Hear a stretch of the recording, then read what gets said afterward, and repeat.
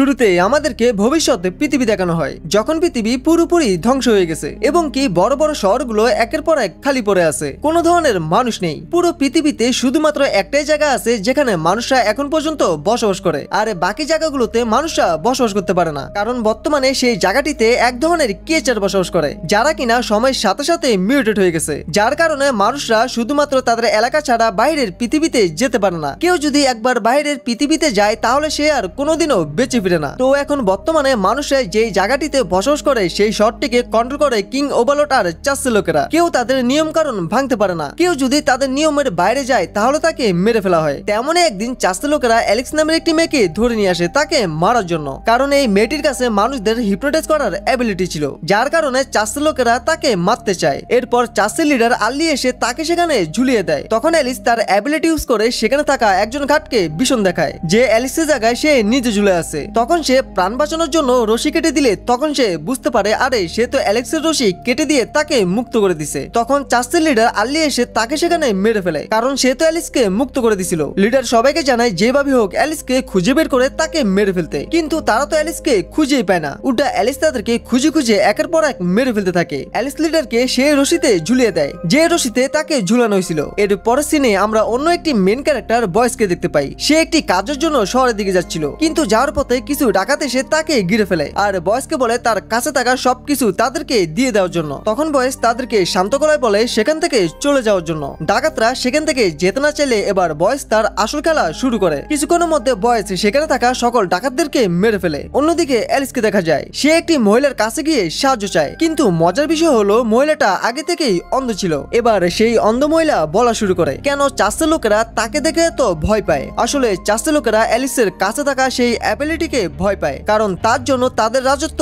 আবার শেষ না হয়ে যায়। তারা যখন এইসব বিষয় নিয়ে কথা বলতেছিল তখন সেখানে কুইন নিজে চলে আসে অ্যালিসের সাথে দেখা করার জন্য। তখন কুইন বলা শুরু করে সে নিজেও চার্লসের নিয়ম কারণ মানতে চায় না, আর তাছাড়াও তার হাতে আর কোনো উপায় নেই, কারণ সে তার স্বামী মানে কিং ওভারলর্ডের বিরুদ্ধে যেতে পারবে না। কুইন তখন অ্যালিসকে একটা মিশনে যেতে বলে। আসলে এখান থেকে অনেকটা দূরে একটা জায়গা আছে যেখানে এক অদ্ভুত ধরনের ক্রিয়েচাররা বসবাস করে। ওই জায়গাতে যে যায় ওই ক্রিয়েচার গুলা তাকেই মেরে ফেলে। তাই অ্যালিসকে সেখানে গিয়ে ওখানে থাকা সবগুলা ক্রিয়েচারকে মেরে ফেলতে হবে। অ্যালিস কিছুক্ষণ ভাবার পর সে এই মিশনটা করার জন্য রাজি হয়ে যায়, আর এখানে থাকলে সে এমনিতেই মারা যাবে, যার কারণে অ্যালিস এই মিশনটা করার জন্য রাজি হয়। কুইন সেখান থেকে চলে যাওয়ার পর একজন গাটে লুকিয়ে লুকিয়ে অ্যালিসের সাথে দেখা করে এবং তাকে বলে তোমার কি মনে হয় কুইন এইসব এমনিতেই করছে? যদি ওই ক্রিয়েচার গুলারে মেরে ফেলা হয় তাহলে কুইন এক অদ্ভুত ধরনের শক্তি পেয়ে যাবে, যে শক্তি দিয়ে কুইন চাইলে পুরো পৃথিবীর উপরে রাজত্ব করতে পারবে। যদি কুইন সেই শক্তি কোনো ভুল কাজে ব্যবহার করে তাহলে তখন কি হবে? তাই এই মিশনে যাওয়ার আগে তুমি একটু ভেবে দেখো। অন্যদিকে কুইন মহলে এসে কিং ওভারলর্ডের সাথে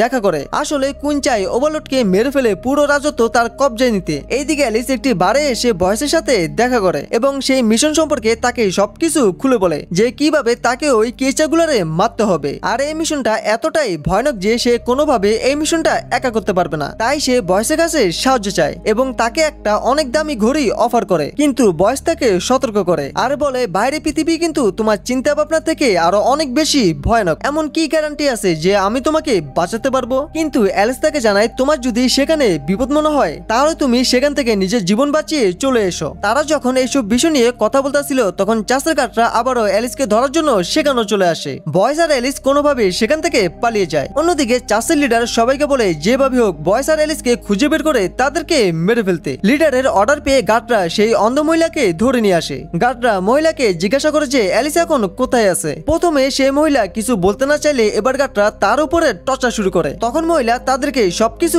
জানিয়ে দেয় যে অ্যালিসের বয়েস একটা মিশনে গেছে। সবকিছু শোনার পরও গার্ডরা সেই মহিলাকে মেরে ফেলে। এরপর তারা একটা টিম তৈরি করে যেখানে তারা অ্যালিসের বয়েসের পিছনে গিয়ে তাদেরকে জানে মেরে ফেলবে যেন শহরে কেউ আর তাদের বিরুদ্ধে যেতে না পারে। অন্যদিকে অ্যালিসের বয়েস শহর থেকে অনেকটাই দূরে চলে আসে। তারা একটি সেফ জায়গা খুঁজে বের করে এবং প্ল্যান করে আজকের রাতটা তারা এখানেই কাটাবে। তো পরের দিন যাওয়ার সময় তারা একটি বাড়ি দেখতে পায় যেখানে দুই বোন রোজ আর মারা থাকতো। এবার খাওয়ার সময় অ্যালিস জানায় কিভাবে তাকে সেই ক্রিয়েচারগুলোরে মারতে হবে, আর তাছাড়াও তারা যেভাবে এগিয়ে যাচ্ছে এতে ওই জায়গায় যেতে আরো অনেক সময় লাগবে। তখন বয়েস জানায় সে এমন একটা রাস্তা চিনে যেখান দিয়ে গেলে অ্যালিস খুব তাড়াতাড়ি সেই শহরে যেতে পারবে, কিন্তু ওই রাস্তাটা খুবই বিপজ্জনক আর তাছাড়াও তাদের হাতে আর কোনো উপায় নেই কারণ সময় একদমই কম। পরের দিন সকালে বয়েস আর অ্যালিস রেডি হয়ে বেরিয়ে পড়ে। বয়েস অ্যালিসকে আবারও সাবধান করে যে এখন পর্যন্ত সবকিছু ঠিকই আছে, কিন্তু সামনে আর কোনো মানুষ নেই, আর তাছাড়াও ওই ক্রিয়েচারগুলো তো আছে, তাই আমাদেরকে সাবধানে থাকতে হবে। এইদিকে শহর গার্ডরা একটি ট্রেনে করে তাদের পিছনে আসছিল,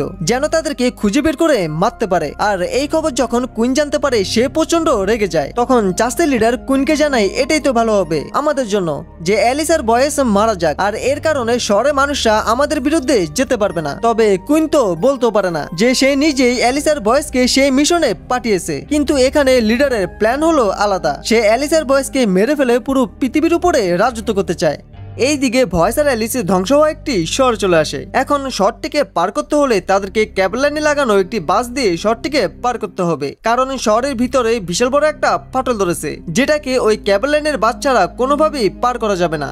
তখন ভয়েস জানায় এখানে সাইপার নামের একজন লোক আছে যে তাদেরকে এই খাতটা পার করে দিবে। এরপর তারা সাইপারকে ডাকতে থাকে। তখন তারা দেখতে পায় সাইপারকে চাষের লোকেরা অনেক আগেই মেরে ফেলেছে। তারা কিছু বুঝে ওঠার আগে চাষের লোকেরা তাদেরকে ঘিরে ফেলে। তখন চাষের লিডার আল্লি ভয়েসকে বলে তুমি অ্যালিসকে সাহায্য করে অনেক বড় একটা ভুল করে ফেলেছো, আর এটার জন্য তোমাকে মরতেই হবে। এবার ভয়েস আর অ্যালিস সকল গার্ডদের উপরে ঝাঁপিয়ে পড়ে। তারা ওখানে থাকা একের পর এক গার্ডদেরকে মারতে থাকে, কিন্তু গার্ডরা সংখ্যায় অনেক বেশি হওয়ার কারণে অ্যালিসরা তাদের সাথে পেরে ওঠে না। এরপর ভয়েস অ্যালিসকে নিয়ে সেই বাসের কাছে চলে আসে, কিন্তু গার্ডরা এখন পর্যন্ত তাদের পিছনে আসছিল। ভয়েস আর অ্যালিসের জীবন বাঁচানোর জন্য গার্ডের সাথে ফাইট করতে থাকে। ততক্ষণে সেই বাসটা ক্যাবেলের সাহায্য নিয়ে সামনের দিকে এগিয়ে যাচ্ছিল।